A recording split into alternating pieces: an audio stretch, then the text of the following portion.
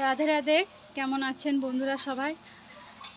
আচ্ছা, মৃত্যু যার আসে সে কি একমাত্র তার মন থেকেই সাড়া দেয়? সেই কি বুঝতে পারে?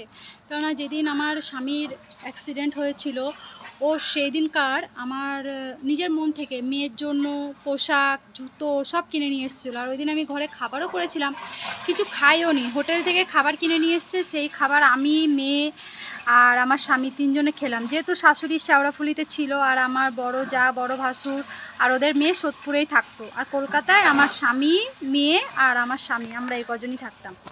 মেয়ে তো সবে হয়েছে, কারণ আমার বিয়ে অনেক বছরই হয়েছে। তো আমার কাকা শ্বশুর মারা গেছিলো, আর আমার স্বামীর যাওয়ার কথা ছিল সোমবারে, ও রবিবার রাতেই বেরিয়ে গেছে। আমিও জানি না ওই বন্ধুটাকে নিয়ে বেরিয়ে গেছে।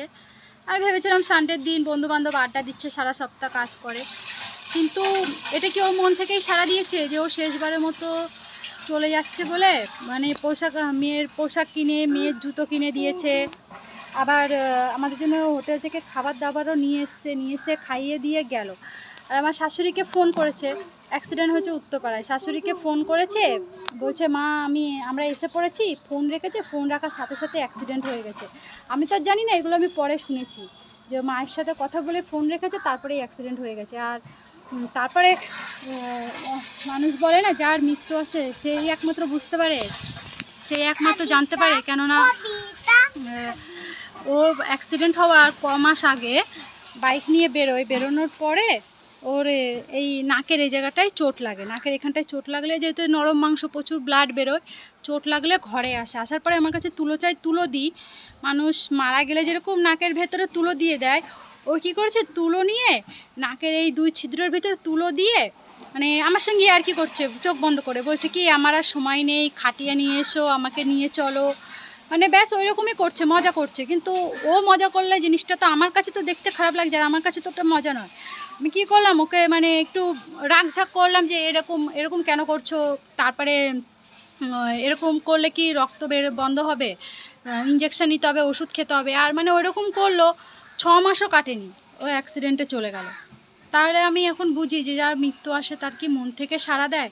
নাহলে এরকম নিজের নাকের ভেতরে তুলো ঢুকিয়ে চোখ বন্ধ করে আছে, যেরকম মৃত মানুষকে করা হয়, আর করে আমার সঙ্গে ইয়ার্কি মারছে যে আমি আর আমার খাটিয়ে নিয়ে এসো, আমাকে নিয়ে চলো, এরকম ইয়ার্কি করছে। একেতে যেদিন চলে গেল, সোমবারেও মারা গেছিলো, রবিবার রাতে অ্যাক্সিডেন্ট হয়েছিল, সোমবার সকালে 9টা নাগাদ। তো যেদিন চলে গেল ওই দিন মেয়ের পোশাক আশাক কিনে দিল নিজে থেকেই, কোনো প্ল্যান ছিল না মেয়ের কাপড় জামার কেনা, নিজের থেকে কিনে দিল, খাবার দাবার নিয়ে আসলো, আমরা তিনজনে খেলাম। কিন্তু বেরিয়ে গেল, রাত্রে আবার মাঝখানে এসে আবার আমার থেকে হেলমেটও চেয়ে নিয়ে গেল। মানে ওই শেষ দেখা, ওর মন থেকেই হয়তো সাড়া দিচ্ছিল যে ও আর থাকবে না, সেই জন্য হয়তো শেষ দায়িত্বটা পূরণ করে গেল, সন্তানের প্রতি কিছু পোশাক কিনে, আমাদেরকে খাবার দাবার দিয়ে। মানে এই নাকের ভেতর যে তুলো দিয়ে ঘুমিয়েছিল আর বলছিল আমি আর বাঁচবো না, আমাকে নিয়ে চলো, আমার মনে হয় যে হয়তো ওর মন থেকে কিছু সাড়া দিচ্ছিল, না হলে এরকম মজা কেউ করে? আর তার 6 মাসও কাটেনি, এরকম সে চলে গেল।